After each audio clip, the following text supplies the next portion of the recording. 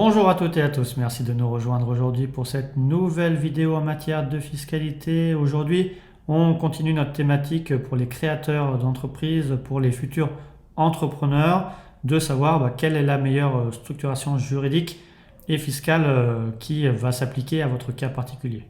Aujourd'hui, on va s'intéresser au régime auto-entrepreneur, en fait micro-entrepreneur avec option pour le versement libératoire. On va voir qui peut en bénéficier, quel est l'intérêt d'en bénéficier et justement comment fonctionne le versement libératoire pour le paiement de l'impôt sur le revenu. Donc c'est tout ce qu'on va voir dans la vidéo, c'est parti.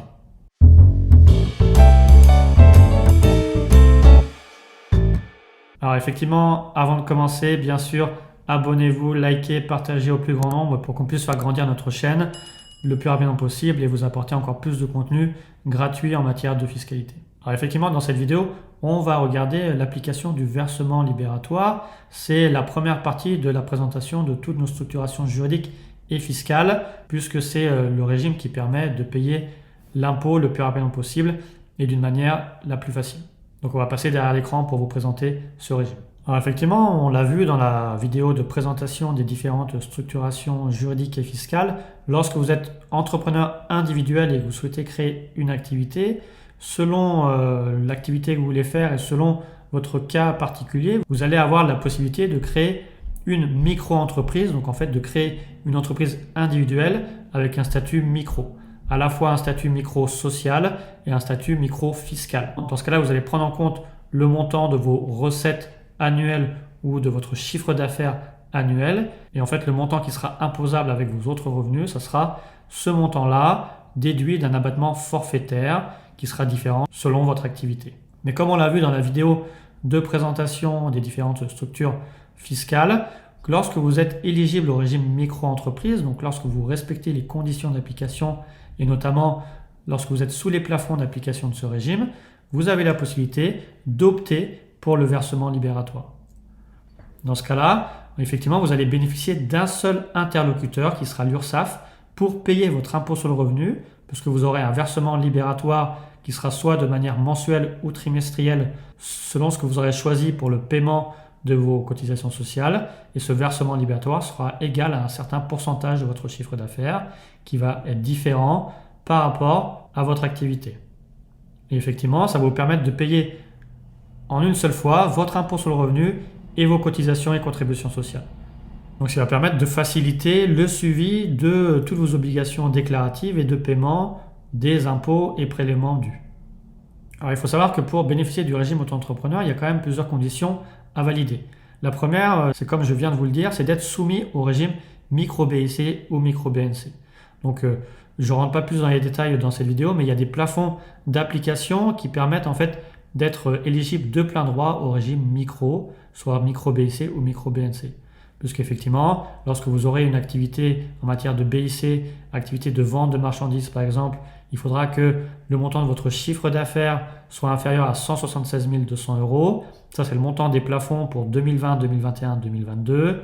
Il y aura des nouveaux plafonds qui vont être un peu revalorisés à partir de 2023 et qui sont des plafonds pour 3 ans normalement, donc qui s'appliqueront sur 2023, 2024, 2025.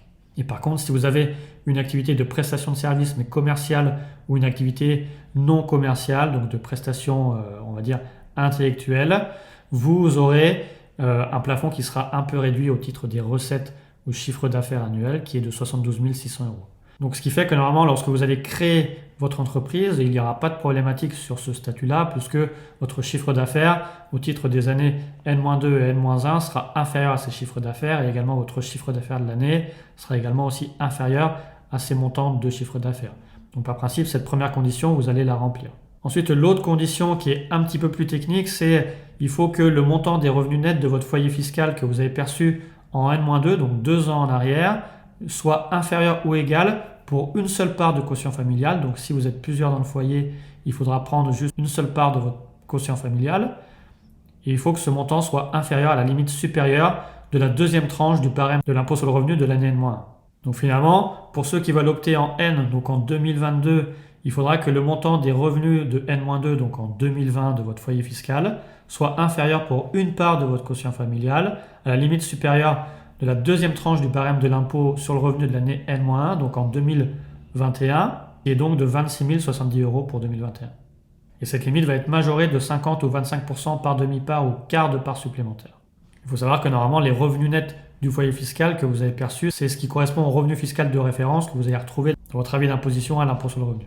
Donc pour reprendre un exemple pour que ça soit un peu plus clair, si vous souhaitez opter à partir de 2023, donc à partir du 1er janvier 2023, il faudra comparer justement les montants de votre revenu fiscal de référence de 2021 pour une seule part de quotient familial à comparer avec la limite supérieure de la deuxième tranche du barème 2022 de l'impôt sur le revenu.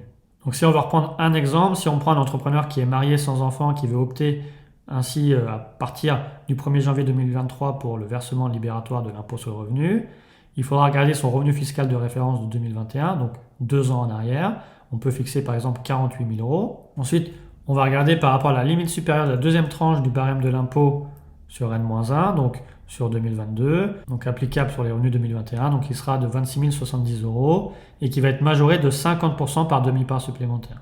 Donc comme l'entrepreneur est marié, il a 2 parts, donc au mieux d'avoir 26 070 € la limite va être 26 070 € x 2, donc 52 140 €.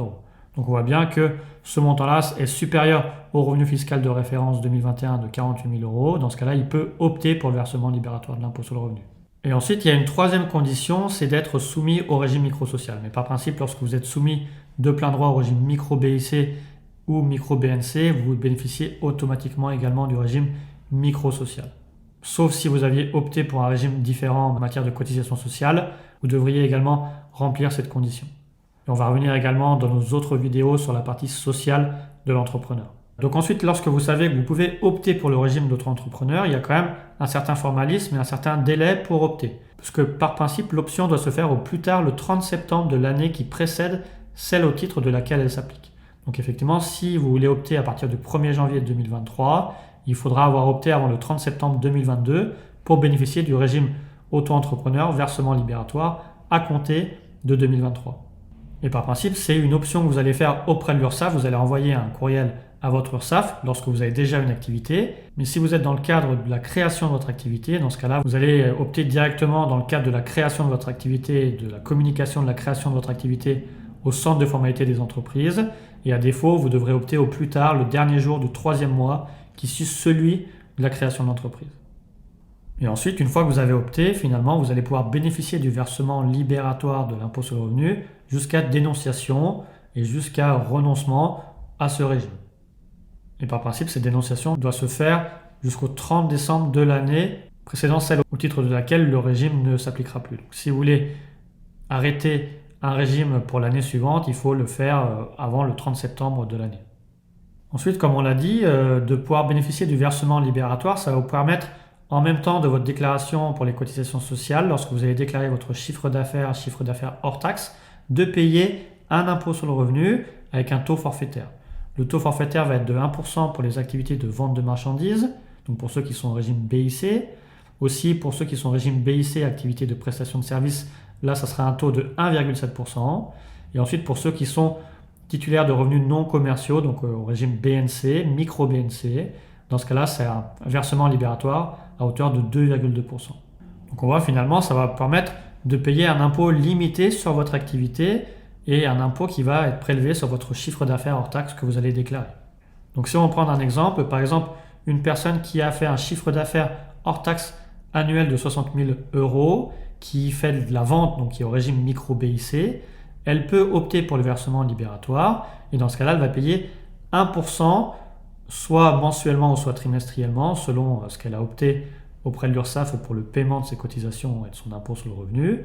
Et dans ce cas-là, effectivement, si elle a une déclaration trimestrielle, on peut voir que pour le premier trimestre, elle a gagné 12 000 €, donc elle aurait 120 € d'impôt sur le revenu à payer au titre du versement libératoire. Trimestre 2, elle a gagné 26 000 €, donc là, elle va payer 260 € de versement libératoire. Troisième trimestre, la personne a gagné 4 000 €, donc là, elle a 40 € à payer en versement libératoire. Et pour le dernier trimestre, elle a gagné 18 000 €, donc là, elle va payer 180 € de versement libératoire. Donc ce qui fait au total 600 € de versement libératoire au titre de l'impôt sur le revenu. Et derrière, elle n'a plus d'impôt à payer sur ses revenus. Pareil, si on prend une activité de prestation de services BIC, avec toujours un chiffre d'affaires annuel hors taxe de 60 000 €, en prenant les mêmes chiffres gagnés au titre de chaque trimestre et en appliquant ce taux de 1,7%. Effectivement, pour le premier trimestre, comme elle a gagné 12 000 euros, elle va payer 204 euros d'impôt sur le revenu. Deuxième trimestre, elle a gagné 26 000 euros, elle va payer 442 euros de versement libératoire. Troisième trimestre, elle a gagné 4 000 euros, elle va payer 68 euros de versement libératoire. Et dernier trimestre, elle a gagné 18 000 euros, elle va payer 306 euros d'impôt sur le revenu au titre du versement libératoire. Ce qui fait un total de versement libératoire à l'impôt sur le revenu de 1 020 euros lorsqu'elle est en prestation de service micro-BIC. Et enfin, pour les personnes qui sont en bénéfices non commerciaux, dans ce cas-là, c'est des recettes hors taxes annuelles à 60 000 euros. Là, on reprend les mêmes montants gagnés chaque mois, mais avec un taux là de 2,2%. Et en appliquant le versement libératoire, effectivement, pour le premier trimestre, pour 12 000 euros de recettes, on a 264 euros d'impôt sur le revenu. Pour 26 000 euros dans le deuxième trimestre de recettes, on aura 572 euros de versement libératoire. Ensuite, troisième trimestre, 4 000 euros de revenus, ça fait 88 euros d'impôt sur le revenu au titre du versement libératoire. Et dernier trimestre, pour 18 000 euros gagnés, le contribuable devra payer 396 euros. Donc ce qui fait un total de 1 320 euros d'impôt sur le revenu libératoire. Donc c'est là où il va être intéressant de pouvoir comparer, est-ce que c'est plus intéressant d'être au versement libératoire puisque vous allez payer un impôt sur le revenu fixe, même si ensuite ces revenus vont être ajoutés aux revenus du foyer fiscal pour calculer le taux effectif d'imposition sur lequel les autres revenus de votre foyer fiscal vont être imposables. Mais chaque année, il faudra bien regarder ce qui est le plus intéressant pour peut-être regarder si parfois d'être au versement libératoire, vous allez payer plus d'impôts que si vous étiez juste au régime micro, puisqu'on rappelle que si vous êtes au régime micro classique, micro BIC ou micro BNC, vous allez prendre en totalité votre chiffre d'affaires de l'année ou vos recettes, et derrière vous allez enlever un abattement forfaitaire, soit de 71%, 50% ou 34%, et c'est ce revenu net de cet abattement forfaitaire qui va être imposable avec vos autres revenus du foyer fiscal. Et parfois, le taux d'imposition va être inférieur au versement libératoire. Donc on vous renvoie à la vidéo d'explication pour que vous puissiez faire le choix justement par rapport à votre chiffre d'affaires et faire les simulations pour bien connaître ce qui est le plus intéressant pour vous en matière d'impôt sur le revenu.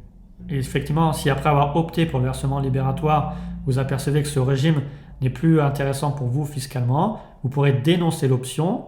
Et par principe, la sortie du régime va se faire lorsque vous allez dénoncer au plus tard le 30 septembre de l'année l'application du régime pour que vous puissiez sortir du régime l'année suivante.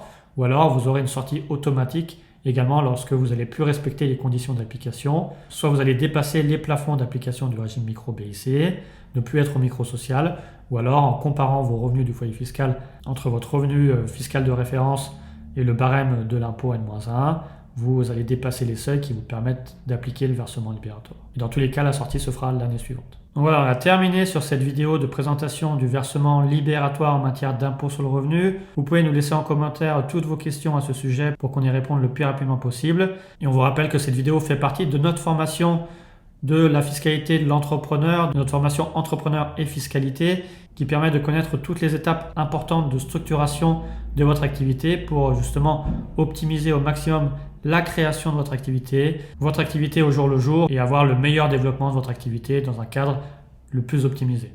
Donc on vous redit encore merci et à bientôt.